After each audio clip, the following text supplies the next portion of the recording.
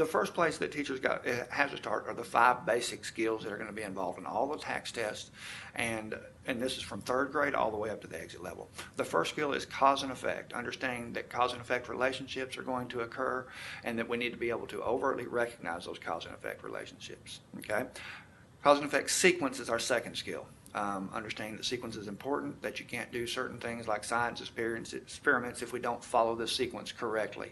That sequence is important in a story. This has to happen, which leads this to happen. There's a cause and effect sequencing pattern that has to happen, so it's a combination of those 2 things.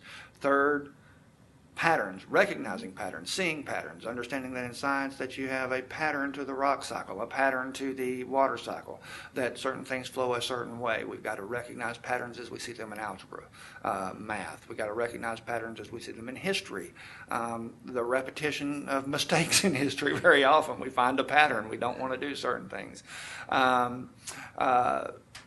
Patterns, main idea, recognizing the main idea. It's the number 1 problem we have on the math test right now, is recognizing the main idea of the question being asked. We got more kids that can do the computation but can't recognize what is being asked in the question. Some people call it a reading problem. It's not really a reading problem. It's a main idea problem that we're having on the math test right now. And then our last skill is inferencing. Inferencing applied all the way across the board. Math is one big inference. Science, much of what is happening in science is based on inferential knowledge. We must find out what is happening here. And if we're not using inferencing across the board, then we're going to be in trouble. So it's going to help us in all subject areas to recognize these 5 skills are the ones that are going to show up on the TAKS test.